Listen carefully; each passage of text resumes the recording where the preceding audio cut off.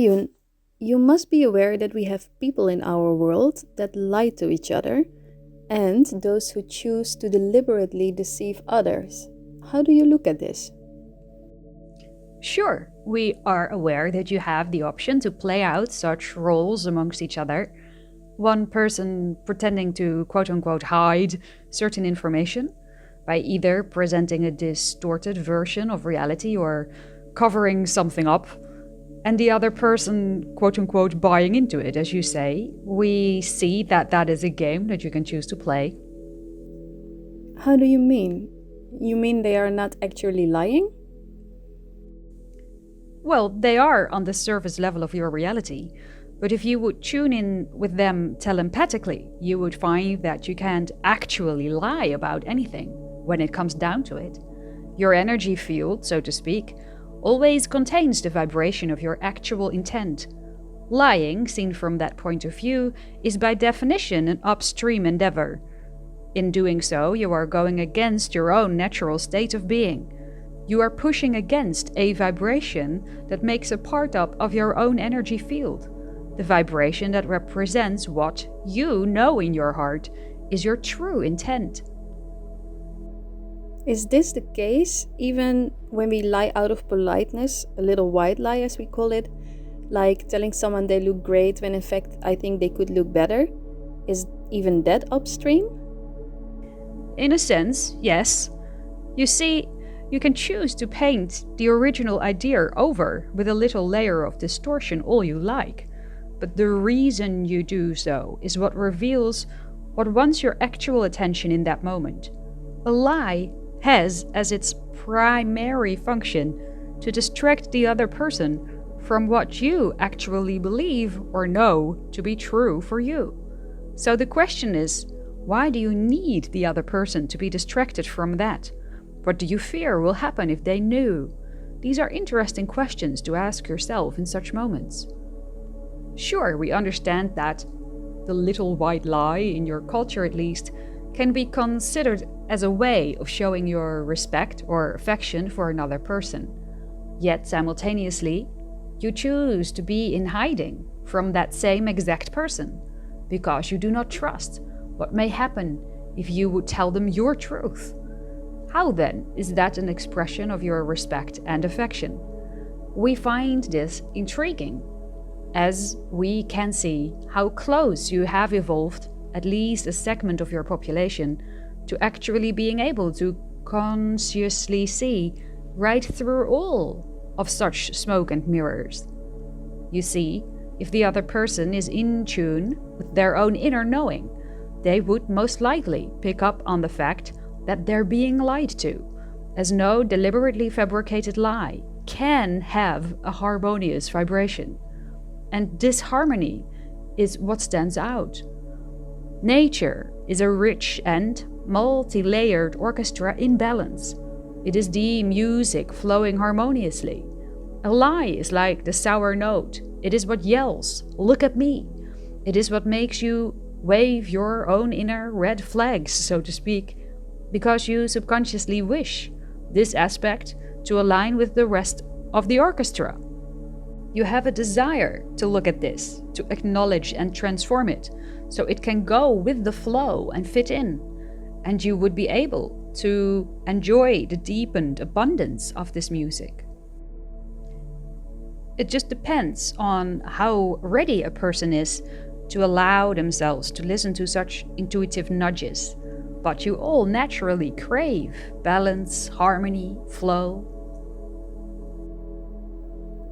So, if someone feels forced to lie to another person, or to themselves for that matter, by ignoring their own real preferences, for instance, if they feel forced to do this in order to, say, keep their job, then this is not a way of going with the flow. When a person feels forced to do anything, then for them, clearly, they are not in a flow state. Yet the intensity levels of inwardly felt friction may differ per person and obviously per situation. In cases such as these, when you feel forced, as you say, to do something, you will usually pick what you choose to believe in that moment is the quote-unquote lesser of two evils, even though neither options are in alignment with what you actually desire. Going by this type of decision making, you could say that choosing the path of least resistance may appear to contain a somewhat higher level of flow for that person, and on the short term, and from the perspective of the ratio, this can certainly be experienced as true. But if they're willing to dig for the gold, so to say, it might assist them to understand that the fact that they manifested for themselves a situation wherein they feel confronted with such an obvious limitation onto itself reveals that there must be room for much greater relief and expansion in some other direction, other than the one they've been telling themselves to focus upon up until then. Could you please expand on that? Yes. In case of your example, for instance, simply quitting the job that is forcing them, as you say, to lie to others or to themselves may seem to be the harder decision to make on a short-term basis, but may in fact bring the greater relief and open up much more fruitful possibilities for them in the long run. Who knows, after some rest and some inner realignment, they may allow themselves to then find another job that actually suits them much better, of which the manager, or what have you, wishes to hire them exactly because they were not afraid to stand up for their own principles at the previous job. You may see more and more of this in your reality as your collective evolution unfolds. As in personal values becoming more important and more rewarded?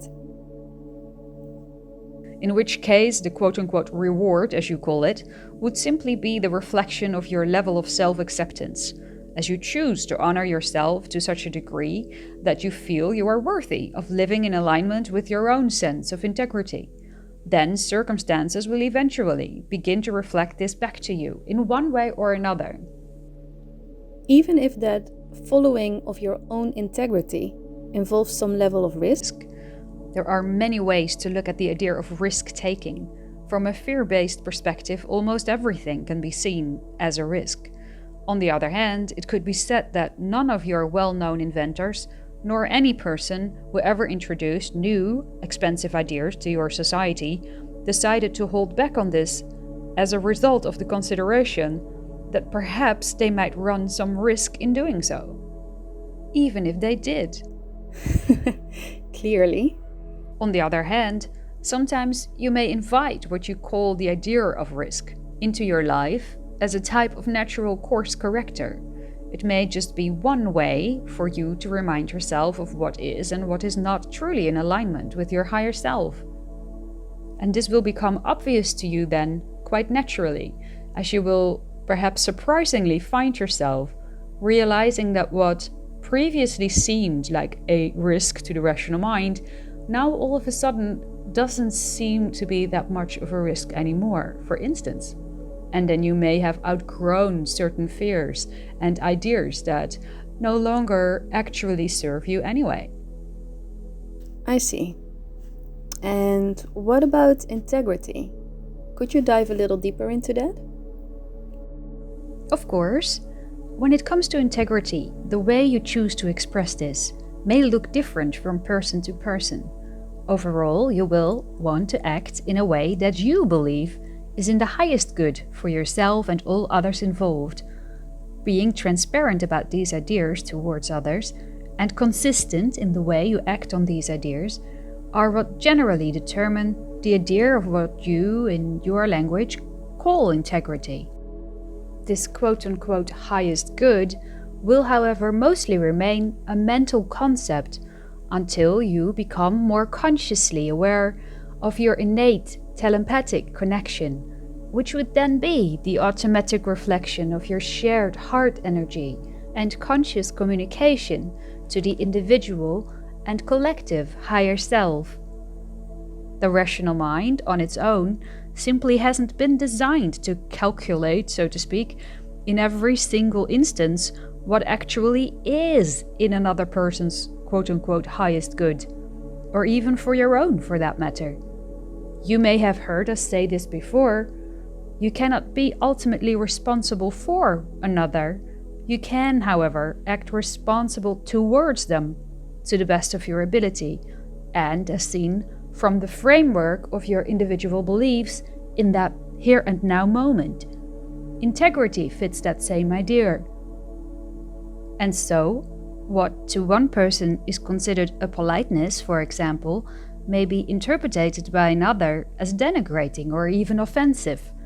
Subcultural differences, your personal character and spiritual evolution, ongoing changing circumstances, all of this will continuously invite you to review what you believe to be true about one thing or the other. This makes your system of beliefs, and therefore your sense of what it means to act from integrity, a constantly evolving idea.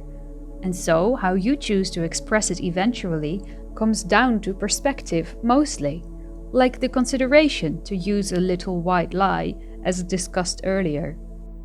I can see that.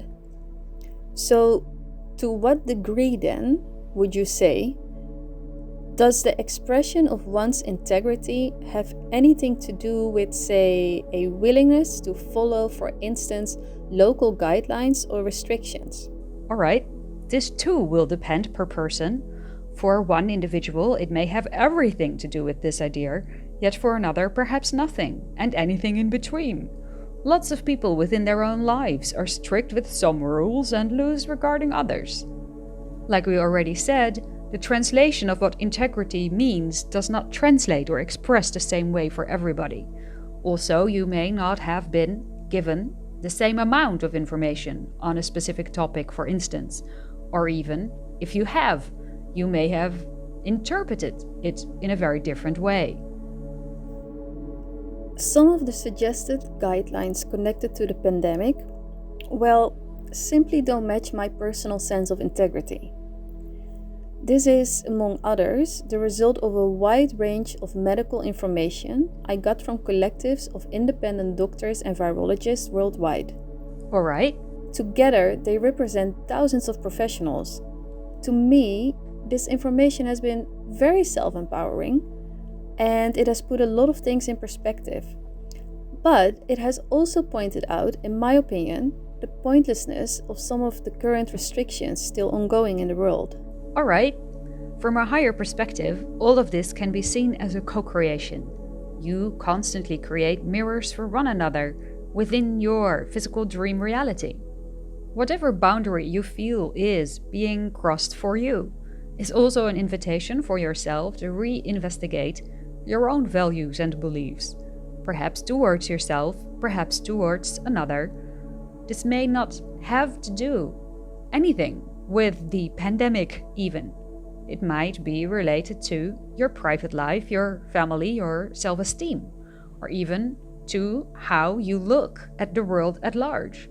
It can be many things. What you are currently witnessing, though, is one of the many expression forms of the energetic, co-created acceleration for your entire species to walk through such things. If the way your governments and pharmaceutical industries are now addressing this virus is not in harmony with your inner knowing, then turn to your inner knowing to see how you can flow with it in a way that creates harmony within you. See if you can find a way that communicates with this inner knowing in a way that inspires you to become creative, loving, compassionate, understanding, and that allows you to remain in a general state of optimism, if at all possible. For all of this will eventually be the automatic side effect of truly tuning deeper into your inner knowing. One of the most valuable things to remind yourself of is that you, in your version of reality, are able to use any and all of the ingredients you now observe laying on the table in front of you in a way that serves you. This means you can use the sense of friction you feel gets triggered in you when you observe certain seemingly opposing perspectives. It means you can use the question marks you feel in the back of your head and all of the seeming limitations in front of you without exception. You can use all of this to, in fact, dive deeper within yourself and come out even more, quote-unquote, defined, more confident, loving, and inspired. When it comes to these challenges, remember, there are no one-ended sticks. If there is darkness on one end, there must be light on the other. And if you access the one, you carry within yourself the possibility to also access the other. Keep that in mind, and you will never find yourself trapped in the illusion of being stuck on just one end of the spectrum. But I wouldn't mind being stuck on the light side, though. We understand what you mean by that, and we appreciate your humor. Let us add, though, that the entire illusion of being quote-unquote stuck with anything is not actually available on the light side of the spectrum. You would have to move at least a tiny bit beyond neutrality and into the dark, metaphorically speaking, in order to fool yourself into that idea to begin with. So, no can do. Okay, let us say your individual and collective journey surrounding the idea of this pandemic is but one tiny aspect out of the many, many ways you can choose to reflect such inner processes to yourselves by. Your economy, your governments, the way you look at the value of products and services, even the question whether or not you are alone in the universe. How to value yourself or each other? It is all currently up for a review. Your collective desire to move to a higher frequency is felt so deeply.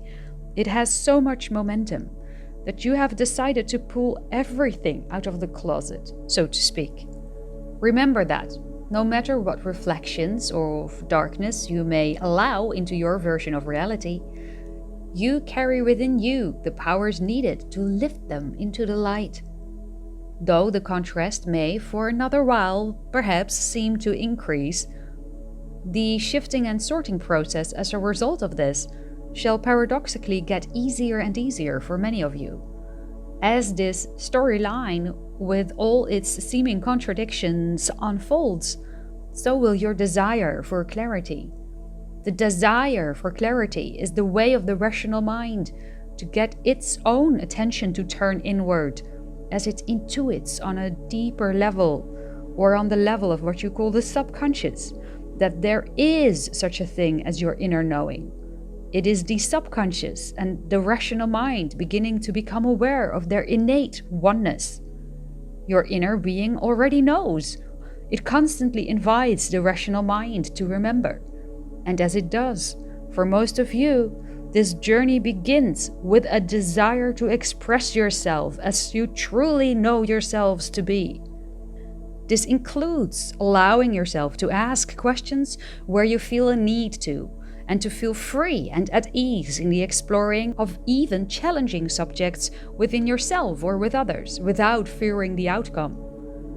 That then will be the first step towards the grounding of your inner knowing, which is desired by so many of you at this point in your time. And with the increase of that grounding, all of the clarity you desire shall eventually become obvious to you in an infinite amount of ways. Most of all, you will at some point know with a capital K, without a shadow of a doubt, that the light of your inner knowing is and always has been like a guiding torch. A torch that shall only be experienced as quote-unquote burning you up when you allow the rational mind to buy into a need to quote-unquote take control over it, or when it begins to tell you that this light cannot be trusted and therefore should be dimmed. The individual and collective desire to shift to a higher vibrational version of your experienced reality stands or falls with your willingness to connect with your inner being, to connect with your higher self, and to, from that perspective, get to know yourself anew and anew and anew. To connect with yourself in that way is to connect with Source or with unconditional love. And there is no conscious connecting to the self. Were you to discard right from the start your personal sense of inner knowing. Thank you. Thank you so much for reflecting this to me. I cannot say how much this means to me right now.